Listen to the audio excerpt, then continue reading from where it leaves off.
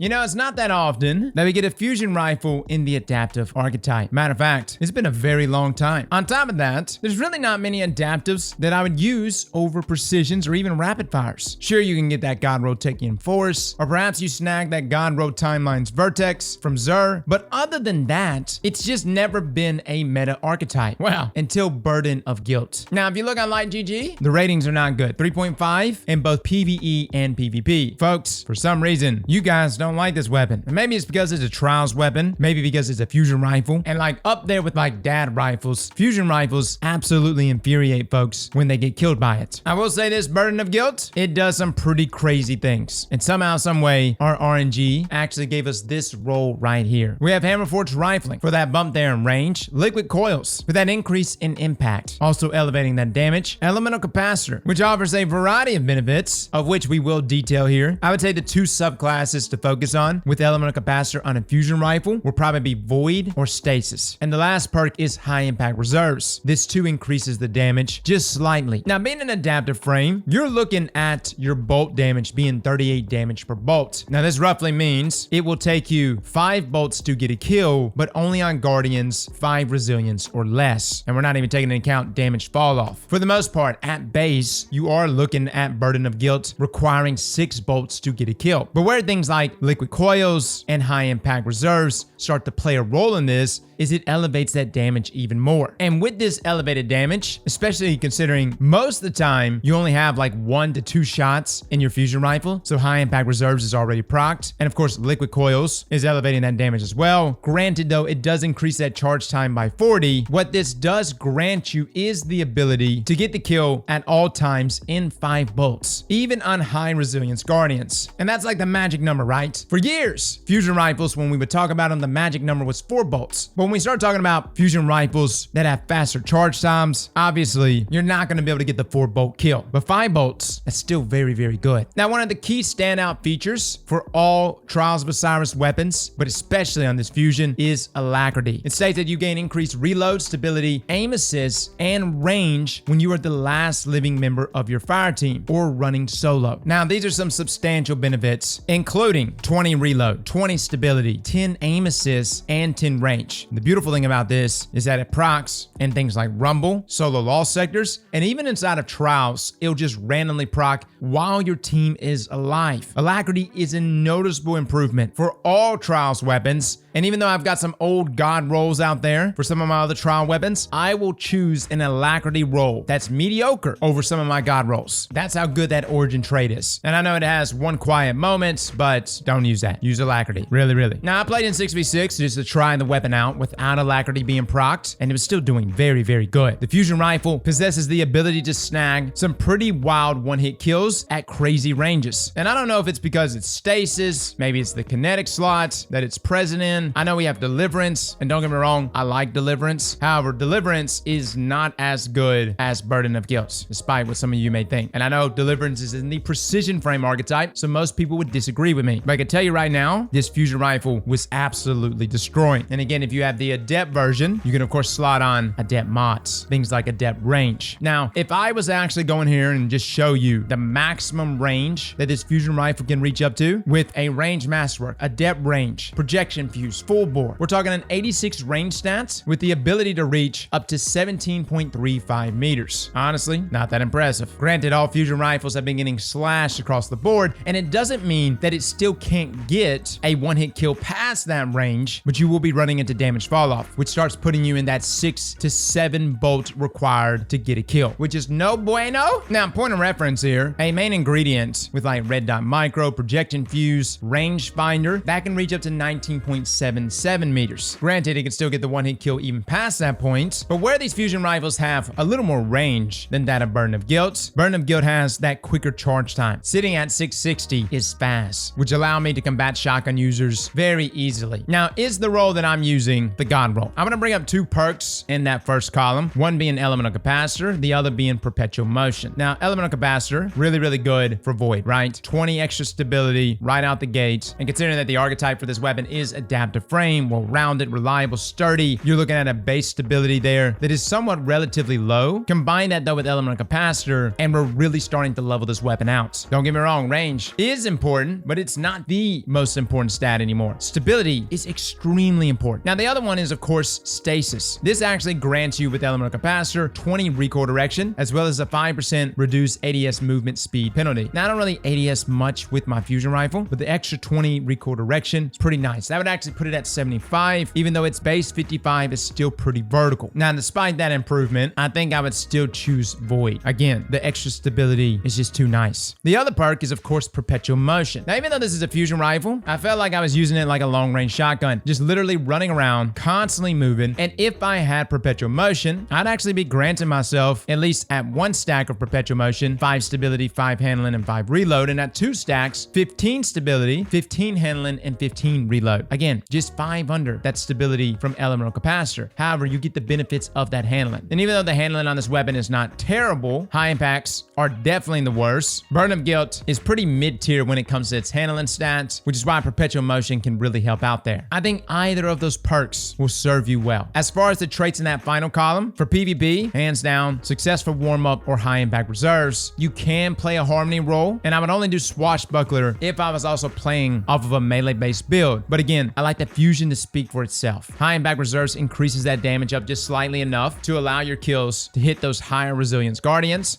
Successful warm-up is really good, and I loved it last season when you would just have a ton of ammo, and the moment you got a kill, it substantially dropped that charge time, which allowed you to just poop out shots left and right. The problem is now you're running into a situation where you just don't have enough ammo. So do keep that in mind. Now, for my PvE players, chill clip, guys. You can't go wrong with it. While above 50% on your mag, direct hits will create Stasis Burst, which applies 50 slow to enemies. This is a really, really nice trait, and you can combine it with the likes of Stats for All. Hit multiple enemies, get that increase in reload speed, reload, continually keep proccing chill clip. We also have Vorpal. And look, at one time, especially when we had mods like particle deconstruction, fusion rifles, they were the meta, like the DPS meta, especially fusion rifles like Cartesian coordinate. And we even did a DPS test way back when with Cartesian, Hall of Words, some high impacts out there, and it was apparent that Cartesian was the king. Question that I have, can Burden of Guilt compete here? Vorpal in combination maybe with Elemental Capacitor on Solar for that increase in reload. Just a thought, guys. I know most of what we're reviewing today is from a PvP perspective because this is a Trials weapon, but that's not to say that this weapon doesn't have PvE capabilities. It definitely does. But for PvP, guys, I think Burden of Guilt is definitely the best adaptive fusion rifle in the game. It even beats out the likes of Tekken, and I have been smoked by Tekken before. And Tekken is good, as it can roll things like Under Pressure and Rangefinder. It can reach up to 18.5 meters. But despite that, Burden of Guilt is so dang consistent. Unreasonably so. I don't even know where my shots are going half the time. I'm like, okay, it gave me the kill. Fine. And whether it's the weapon itself or the combination of alacrity with all of these different things working, all I can say is Burden of Guilt is a fantastic fusion. So guys, try it out for yourselves and try to snag yourself a good roll of this. Well, fellas and ladies, thank you all for coming and watching. And as always, Slap that like button like your mama told you right.